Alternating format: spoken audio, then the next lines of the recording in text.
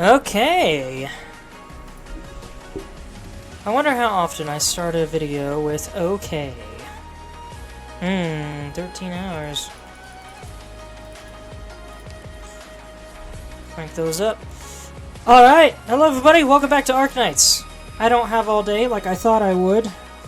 I had something to take care of today that didn't work out, so I'm going to my parents' house for dinner to also deal with the thing that I couldn't do earlier. But that's not for another couple hours. Maybe only another hour, we'll see. I was hoping to do a lot more of this today, but looks like that might not happen. Let's see how far we can get. And then I might do more of this tonight if my D&D session tonight ends early. Or if it gets cancelled. We'll see. If I can finish this today, that would be ideal. Anyway, let's just hop right into it. Sculpt a winter gourd into the shape of meat, fill it with vegetarian ham, and cover with velveting sauce. The result looks identical to red braised pork, but it cannot fool the palate.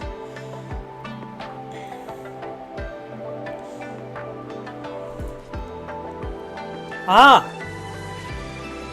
We have straight lines from left to right, but we also have these shenanigans going on up here. I have an idea for this that I've been wanting to try for a little bit, ever since I thought of it.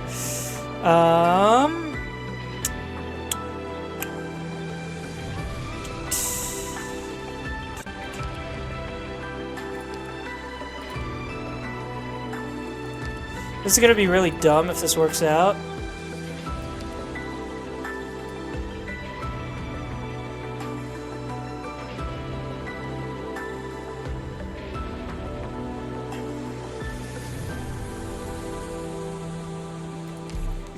Then again, this map is actually not ideal for that idea,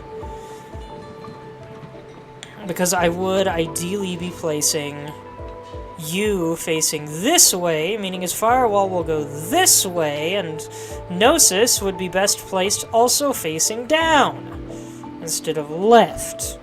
That's mildly annoying.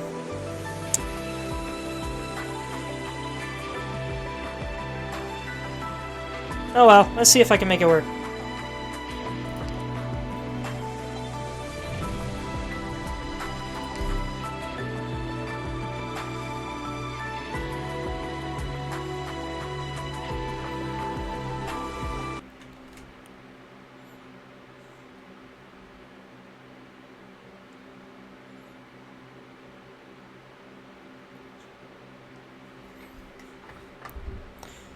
Oh! I was looking at something, I didn't realize the cutscene had started with no sound. You came.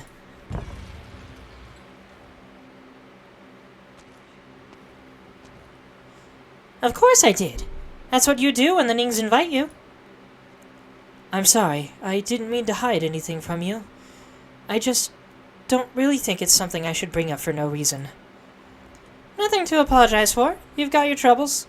I'm not the kind to give you the stink eye just for being blue-blooded. So, what do I call you, Lady of House Ning? My name is Ning Yin. I'm not actually part of House Ning. I was adopted by grandfather as a child. He always introduced me as a distant relative of the Nings, but I've never met any relative who actually shares blood with me. Do you remember what I told you before? Look, I'm pretty bad at comforting people. No, it's okay. Grandfather's very nice to me, and my background has never caused me any trouble at all. Everyone treats me very well. Your grandpa would be Ning Shu, ex-Minister of Rights? Yes. Perfect. I know. I know. It's getting chilly. Don't just stand out there. Let's go inside and talk, okay? Sure, I guess.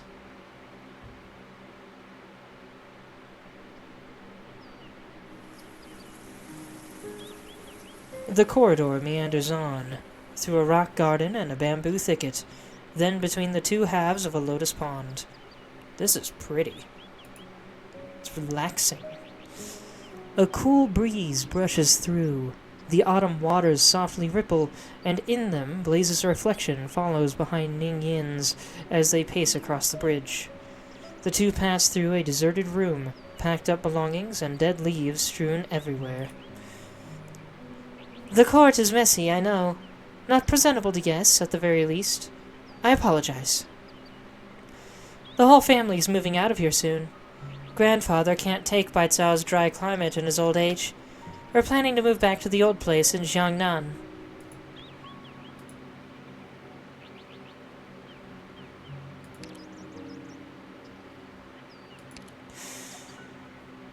Though Ning Yin's place is glacial, she can only hurry up. Though Ning Yin's pace is glacial, she can only hurry up once she notices her friend in no mood to appreciate the scenery.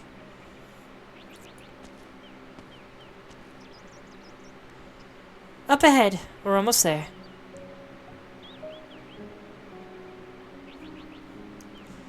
Take a seat. I'll fetch some tea and refreshments from the kitchen.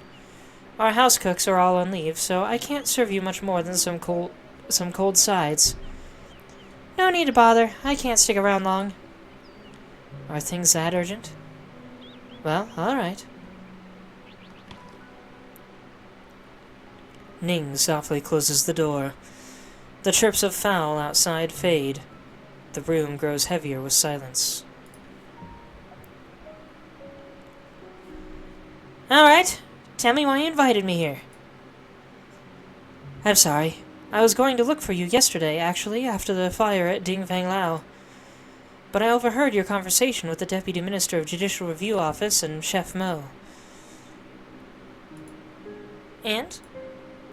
Blaze, I might have met your father before.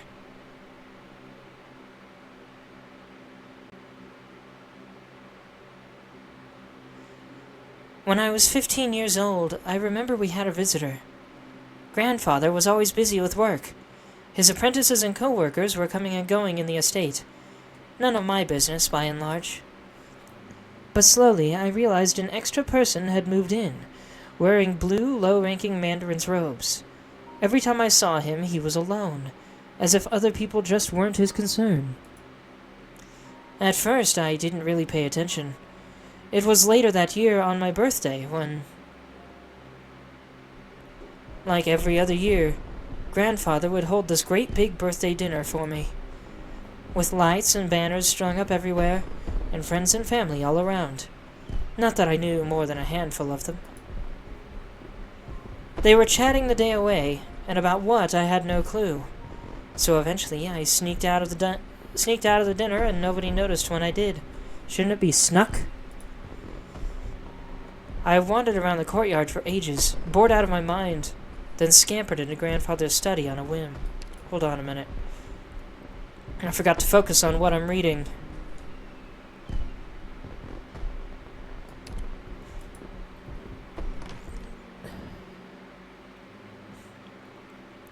It was in there where I saw the man again.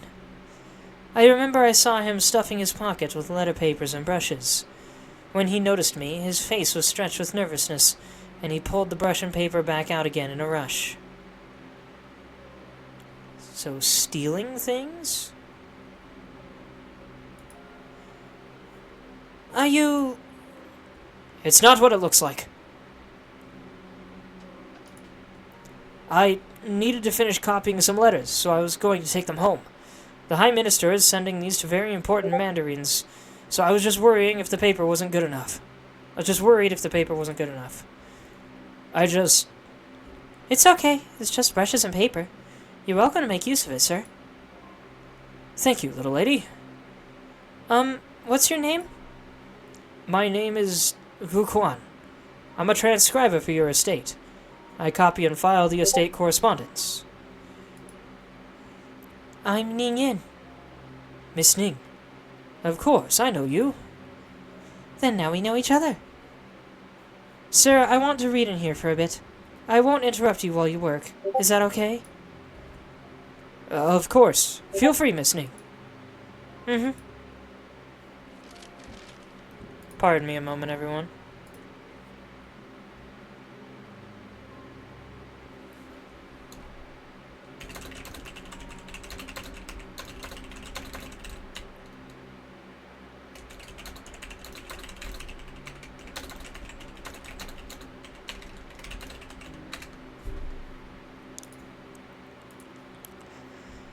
Miss Ning, are you into these history books? Mm-hmm. Grandfather always says one should view history as a mirror. We must use it to study our ancestors' wisdom and character, and learn from their teachings. But I think reading's just fun. It's like all these amazing people recorded in the texts are coming to life before me, and they're all my friends. I think someday it might be nice to join the Imperial Historical Cabinet as a historian myself.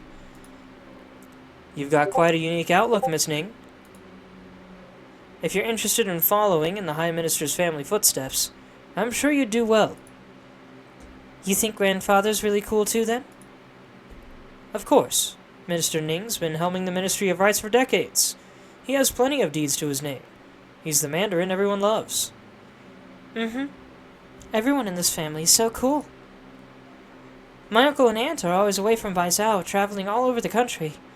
I hear Yan couldn't have set up the meteorological and earthquake systems it has today without them.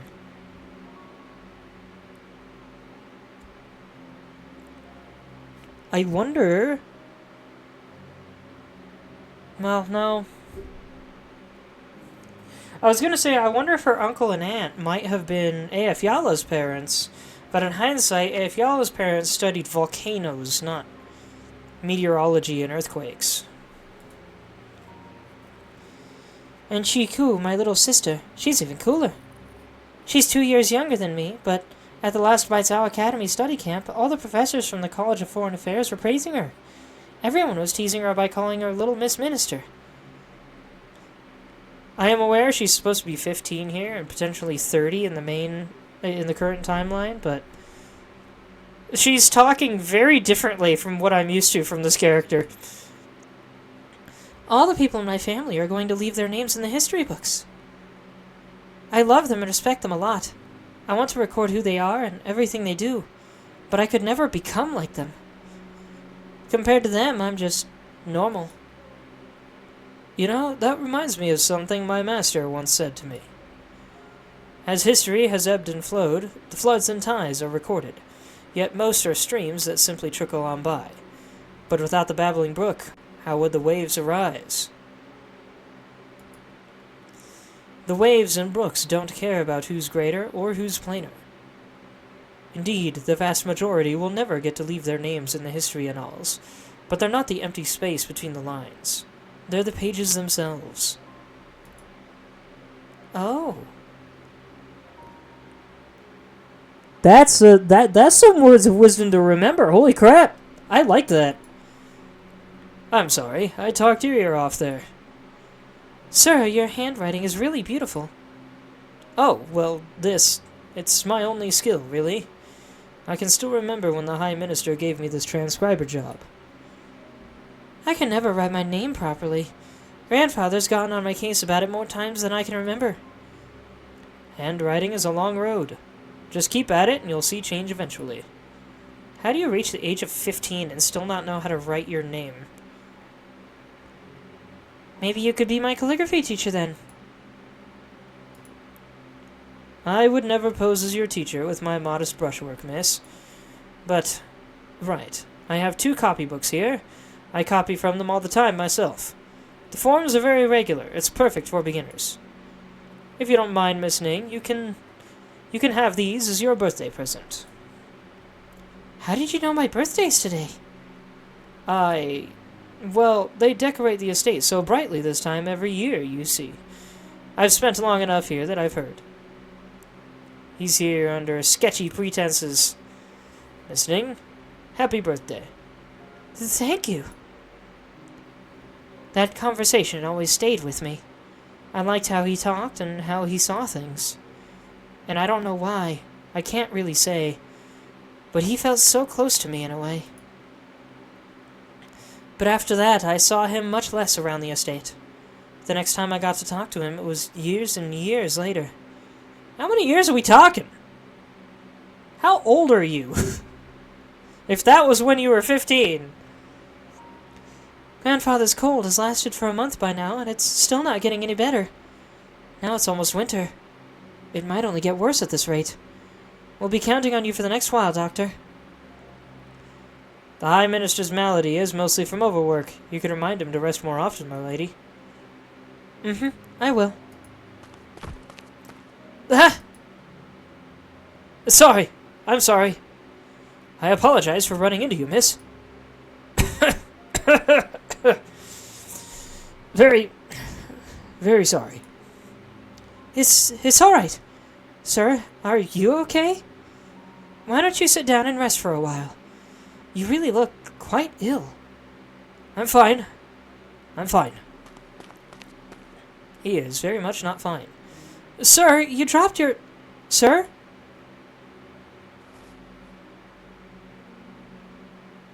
Are these painkillers? Strong painkillers at that. Whoever that was, he must be quite badly ill. Doctor, if you're free, could I ask you to attend to that man too? You can bill his medical expenses to me.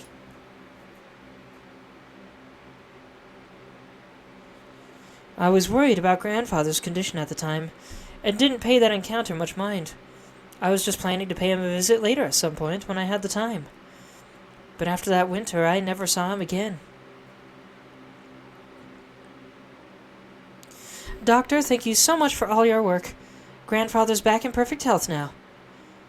Right, and about the man I asked you to attend to. Oh, you mean that Gu Quan man? He died. Was it his illness? No. I hear some kind of accident took him while he was on his way to Victoria. But given his health, I can't imagine he'd have lived much longer even then. Truth is, last I met him, his malady had taken root in his vitals. I could hear it in his breathing. I can't imagine how much he was suffering in life. And it's a mystery to me why he'd decide to travel so far while that sick.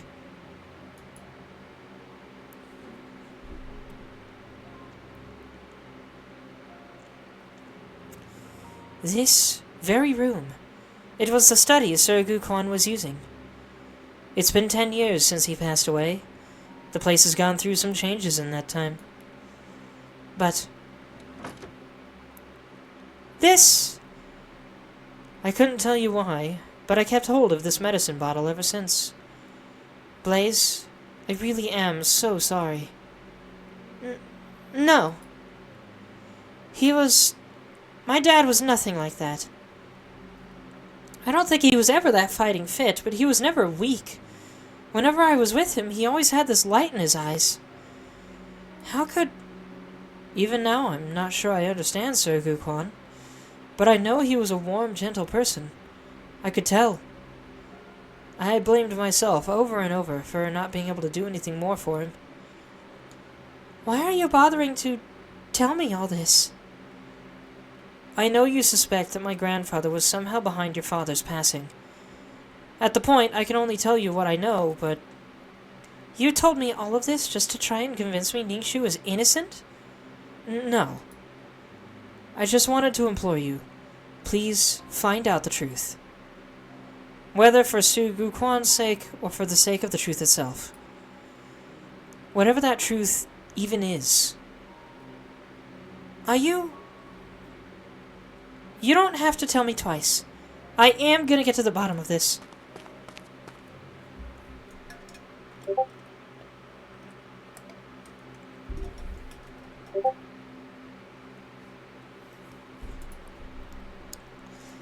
What first struck Lin Qingyan about the Judicial Review Office was the solemn hush.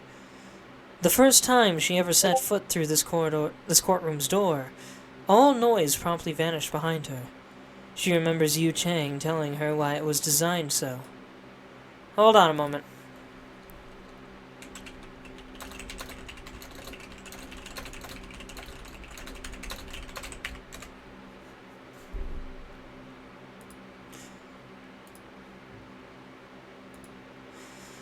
Silence begets peace. Peace begets thought.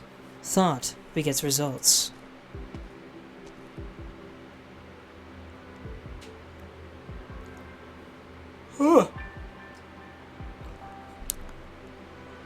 Shouldn't the Judicial Review Office be drowning in work top to bottom? And yet you've got the office all to yourself, Deputy Minister Lin? Jie Shen? What are you here for? Censorate routine investigation. There are some issues we'd like to consult you on regarding the Yu Chang case. Consultation or investigation, which is it? Oh, maybe I should cover my mouth because of the mask. Deputy Minister Lin, after working together for years, I implicitly trust you on a personal level. But the Department of Discipline and Supervision has a lot riding on this case. We have to go through the motions, Lin, if you'll pardon me. Just ask what you need to. Name? Lin Qingyan. Gender? Female. Let's skip the basic info for now. For the next few questions, you don't need to elaborate on your answers. Just respond yes or no. I have to wonder why Lin was caught off guard by the gender question. He did say it was all protocol. There's some kind of transgenderism or non-binary stuff going on here? Are you grilling me? Whoops. I covered my mouth for Lin. Everything you say from here on will be recorded. I'm worried what you say could fly against you. If you have no further questions, let's begin. Deputy Minister Lin, you passed Tianchi Bureau assessments in childhood and were exceptionally admitted per your outstanding grades, and followed the esteemed Cyan Storm Count in learning your Lei Fa. Lei Fa? She passed assessments in childhood? After graduating from the Tianchi Bureaus, you chose to join the Judicial Review Office and soon accompanied then Deputy Minister Yu Chang in investigations all across the realm. In just a year from Registrar, you rose several ranks to become the youngest Deputy Minister in the history of Yan. Does that not mean she should be respected, even by the people above her? Is this background as stated true? Yes. In your third month with the Judicial Review Office, as Registrar, you handed in a whistleblower report to Discipline and Supervision. It accused the Right Assistant Revenue Minister of embezzlement and extortion, and you recovered 10 million in stolen assets. In your fifth month, in Changxi, you essentially single-handedly shone light on the local academy's examination fraud. Over 100 mandarins were implicated in this, the highest of which was second rank. All were eventually rounded up. Upon becoming Deputy Minister, you handled the case of former Judicial Review Office Deputy Minister Yu Chang forging evidence, causing him to be expelled from the office's Howron Pavilion, with all status stripped from him thereafter. Are these case histories as stated true? Yes. With an academic background like this, surely everyone lauds you as a young up-and-comer blessed to the gills with talent. And yet people can't help but wonder, what gives such a green-hand mandarin the courage, the capacity to handle these cases? Green hand, not green horn? Or green thumb? Can you get to the point? If I'm remembering right, your good mother and father were Tianchis at the Chamber of Heaven's Designs, spending years building much in the north, even being vested personally by the True Lung. The Lin family is a well-bred one, many Tianchi giants in its line, and on top of that, rumor has it they're quite closely knit with the Lord Exorcist's household. As for Cyan Storm Count, I think even the rank fails to sufficiently capture your Shifu's importance to Great Yan. Are these relationships, as stated, true? Ji Zhen, what are you doing? You need only answer yes or no, Deputy Minister Lin. Don't think I'm deaf to your connotations. You're trying to say it was only by leaning on my background that I could take on judicial cases all these years? I certainly didn't say that at any point. Having known each other for years, I would never doubt your integrity. The Lin Qingyan, in my mind's eye, has always been a pursuer of justice. But why, Lin, do you not pursue now? Ji Shen, just why did you come to see me today? How much do you really know about the Yu Chang affair? As I just said, I'm here to see you today on routine business. As for the Yu Chang case, what I heard in the courtroom that day is all I know.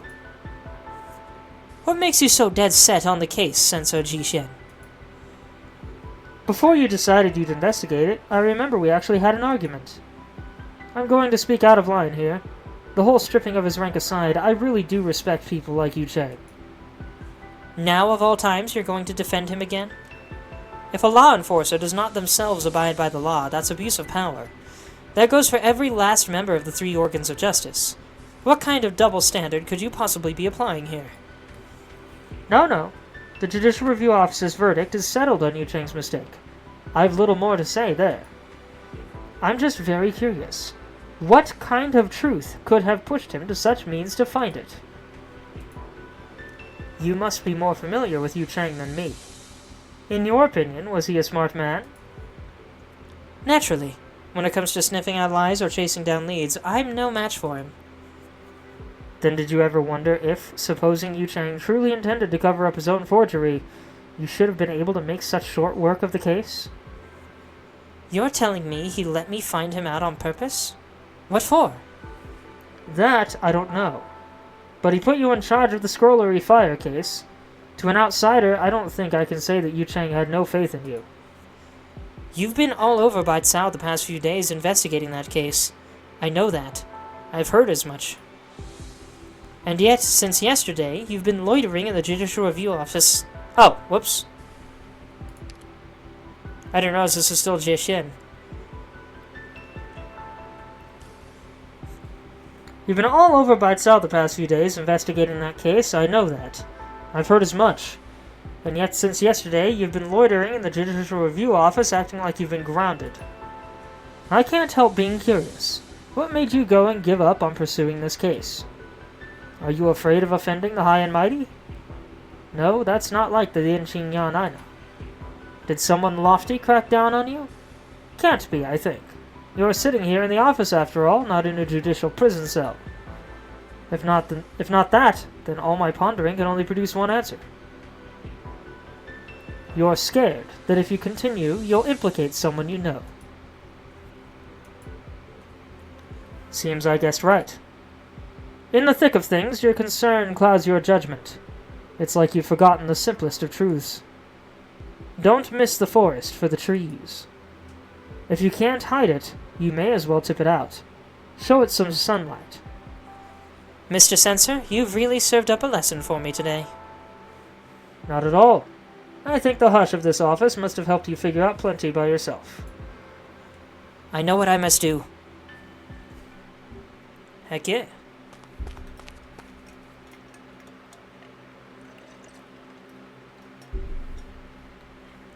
Madam, I went to ask Deputy Minister Lin if she wanted anything to eat, since I saw she hadn't left the office all day, but she... When did she go missing? I don't know. Nobody's seen her at all.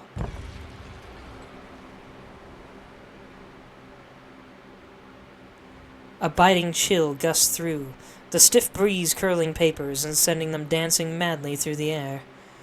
A wide-open window clatters against its wall. On the table beneath it, a ceremonial gown lies neatly folded and topped with a document, pressed down in place by an inkstone.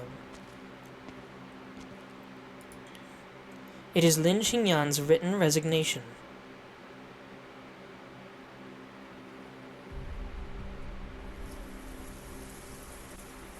Watching as Blaze vanishes far into the distance, Ning Shu clutches the door knocker.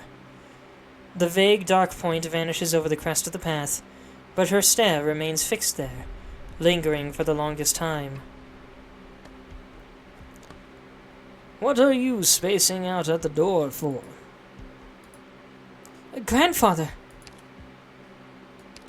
Oops, hold on a minute.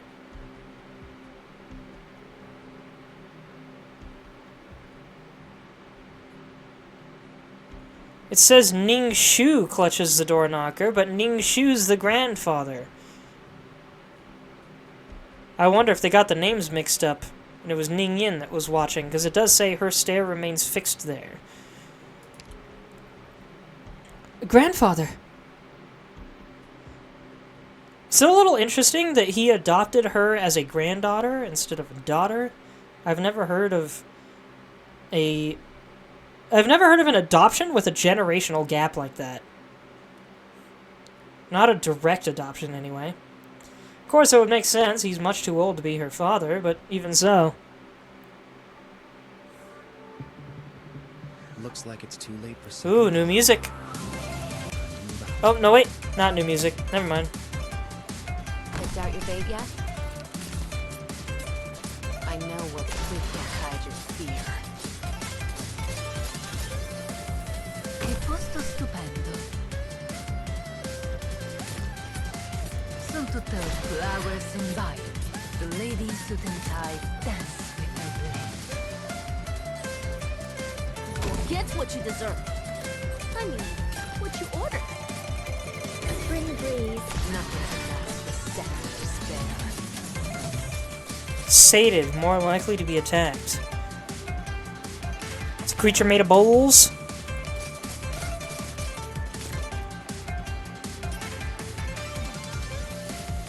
Fine choice. Your weapons are right at your finger. At least make me lose the coat.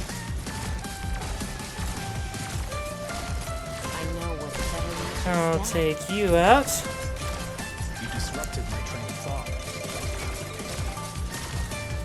Let's try something a little different now. Oh, wait for these things to get a little closer.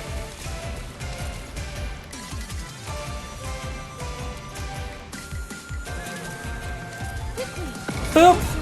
Boop! I'm freezing them and burning them at the same time!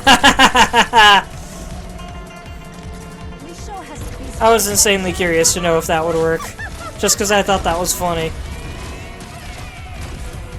Ah, I should have called this episode Icefire Ignition. Oh well. Maybe I'll rename it later.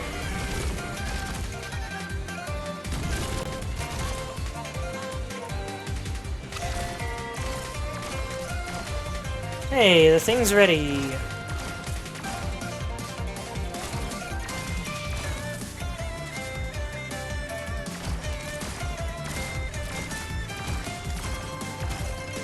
Right. What a ruckus.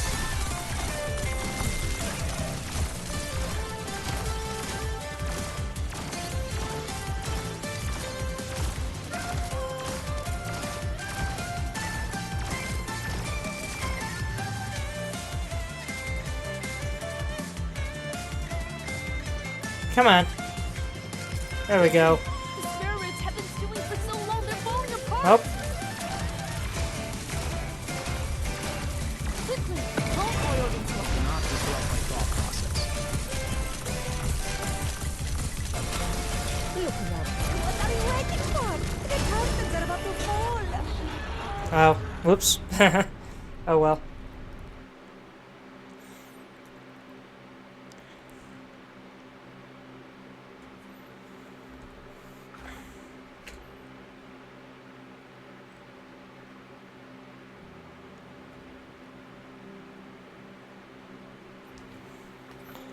Your friend left so soon?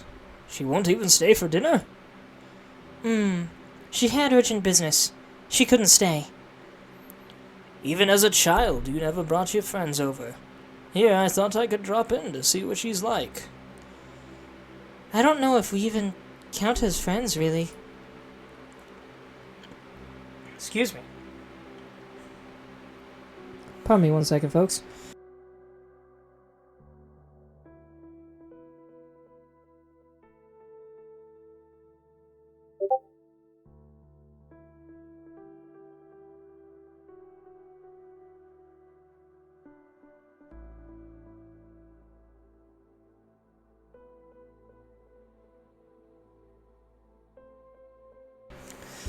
Seeing the dejected Ning Yin, the old man tries to think of something to say, but can't.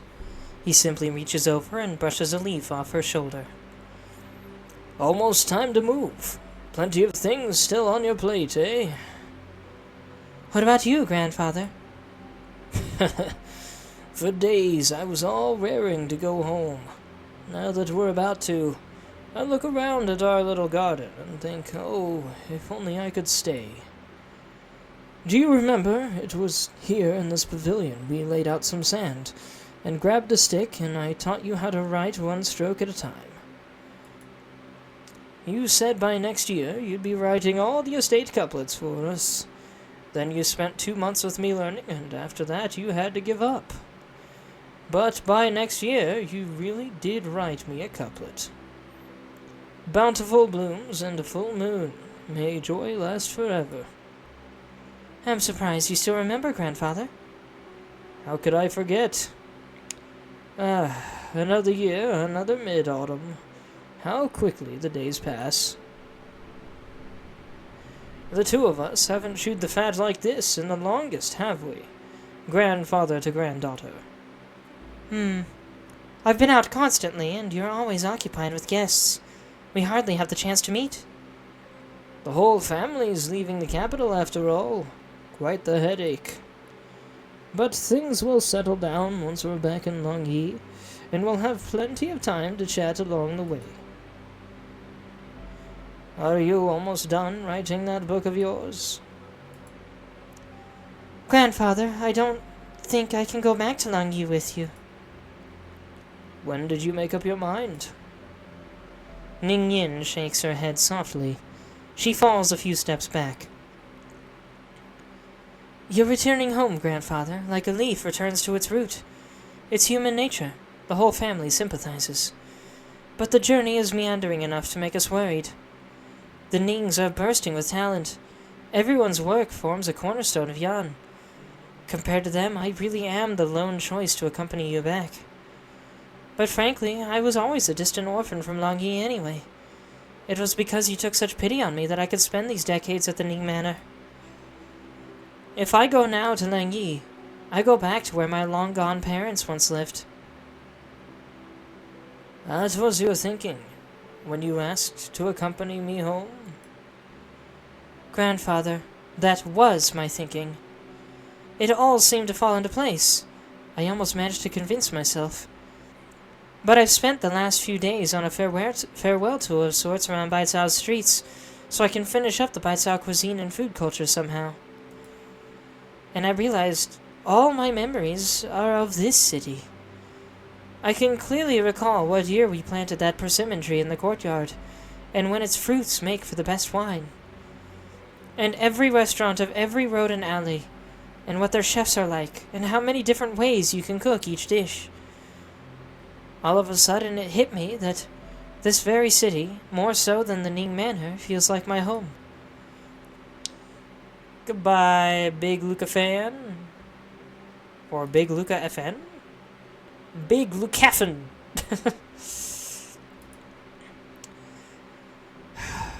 That's on me. That's on me for not asking you how you feel. I've been nothing but me this whole time. Grandfather, you're my one and only family. You've always been since I was little. I really did want to go back home with you at first, but the reason I'm set on staying in Baicao now is you as well, Grandfather. Is it? When I first joined the Imperial Historical Cabinet to compile annals, there was one thing I could never puzzle out. At some specific point in Yan's millennia of history, out of nowhere, the written word proliferated and education became for all. Even the earliest of the tablets we were studying only went back to that period. So I thought, in that period, someone must have pushed for those changes. But I flipped through practically all the material we had, and I couldn't find a single clue. I had this strange feeling that there in Yan's history, one person seemed to be missing. Then, one day, I met someone strange at a Go Club, who told me the story of that person. I thought he was just a yarn-spinning storyteller at first, but as I further researched, I gradually found all his stories to be corroborated. According to him, she was a gentle person who gave her heart and soul, her blood and sweat to the well-being of the people, and she gave too much. But how could someone as good as her fail to leave her name in our annals? That was when I realized that a history book isn't a container, but a sieve. The stories that stay behind are few and far between.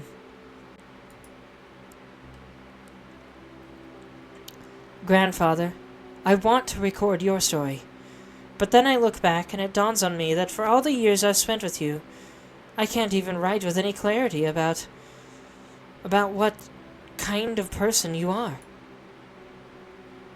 Ning Yin finally lifts her head and meets the old man's eyes. She waits for his reply, his answer to her unspoken question. She's waited for so long. Interesting. Who goes there? Who goes where? Tch, thought I heard something. It's all the bizarre cases these days. Makes me feel like someone's going to barge in any moment and wreak havoc. This is the Judicial Review Office. What kind of miscreant would break in here? Quit jumping at ghosts. Guard duty's almost over, and then we can clock out and head home.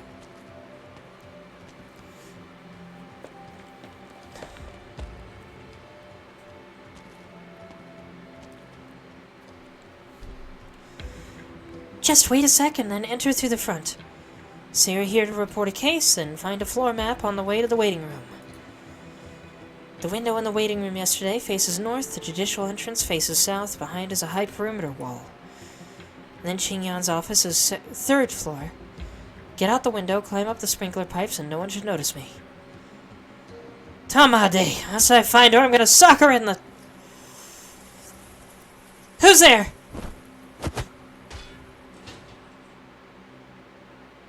Knew it! Lin Qingyan? Please? What are you here for? What am I here for? I'm here to get you back! Where'd your old court uniform go? I resigned. Then went back to the restaurant, couldn't find you, and worried you might be up to something stupid, so thank you for confirming that fear. Now let's find somewhere else to talk. One moment, folks.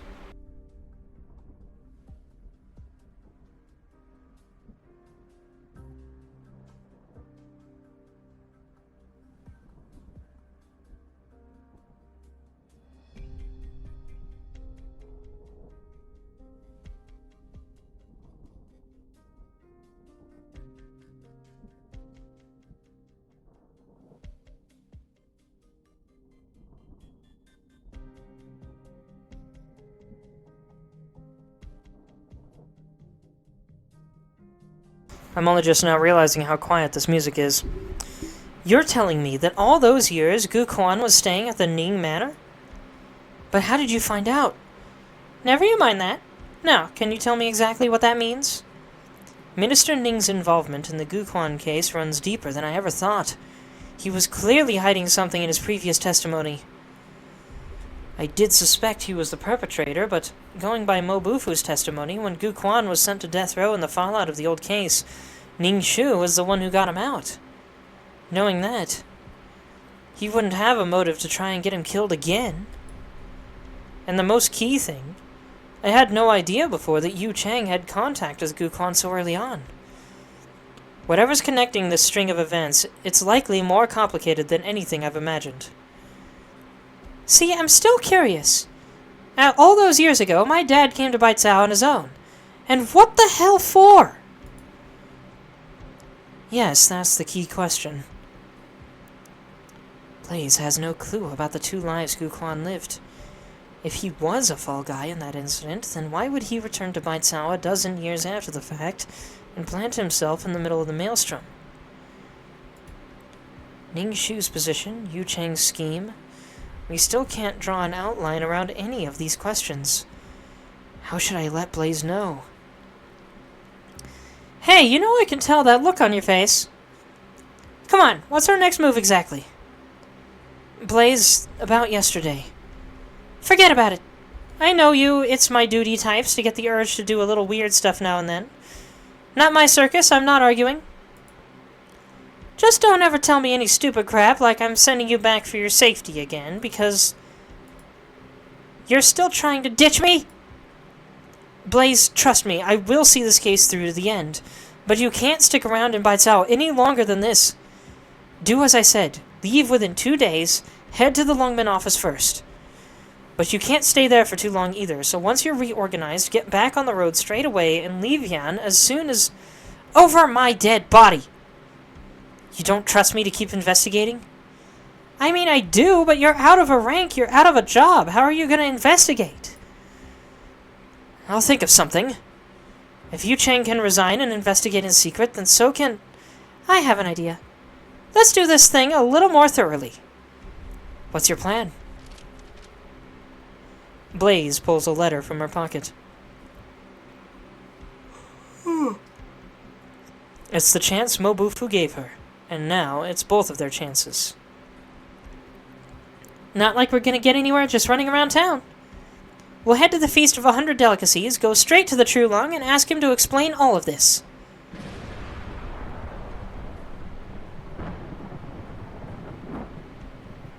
Heck yeah. What was that for? Huh. I forgot these guys were involved. Your Imperial Majesty, the Ministry of Rights has drafted the official list of attendees for the Feast of 100 Delicacies. To mark the occasion, Victoria, Lethania, Laterano, and other such nations have sent us their envoys with letters of celebration. For your Imperial Majesty's perusal.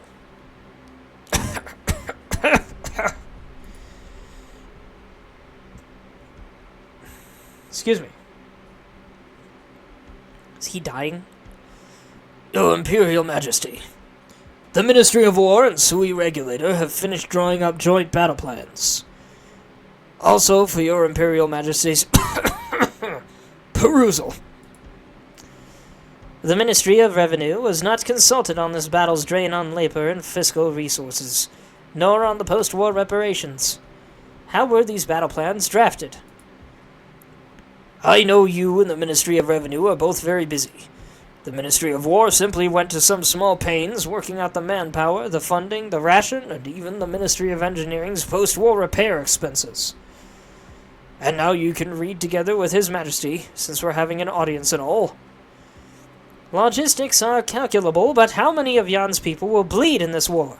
Is that a bill you can work out so easily? So the Grand Tutor means to say if you can't work it out, then no need to try?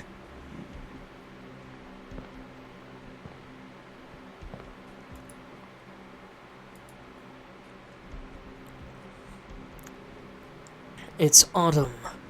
How are the harvests in the north? Da Wong has resumed production ASAP following the disaster. Our harvest this year is more or less on par with previous years. In that case, what about next year? Your Imperial Majesty. A life measured in years, yet the stress feels ancient. We're running out of time. This involves the livelihoods of all Yan's people. I ask that your Imperial Majesty reconsider. Grand Tutor, the ministries have long discussed everything worth discussing. It's about time we made up our minds. His Majesty's decree is made. We simply await his proclamation at the Feast of 100 Delicacies. It's growing late. It looks to rain. The two of you can leave. May we be excused.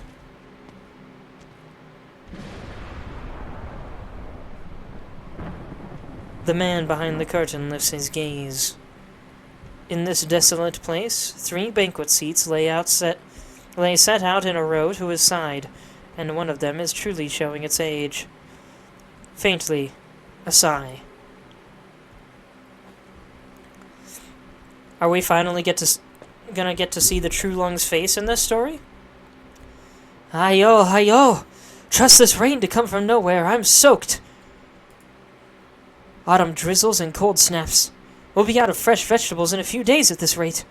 I didn't even get to rustle up this year's winter clothes. Chef, I think we're forced to start our winter pickles now. Get your mess of stuff out of the storehouse as soon as... Chef? Blaze? Xingchu? Where'd everybody go?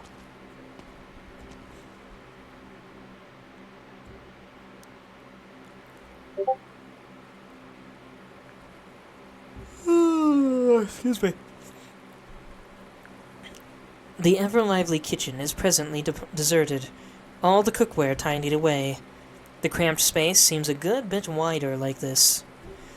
The only presence is a pot of soup boiling on the stove.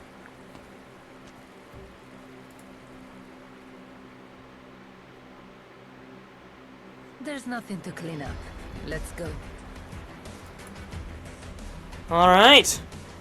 I was hoping to stream at least one more episode today, but my family's doing dinner in a little over an hour, and it takes me a half an hour to drive there, so I don't have time for Mission 7 right now. Perhaps later. Hopefully later. We'll have to see.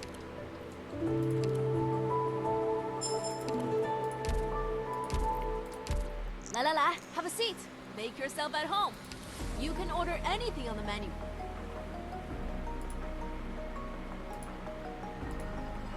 So this is Rhodes Island's base. Bigger than I I'm aware I don't need to stream this bit, but oh well. Figure I should take care of it before I forget.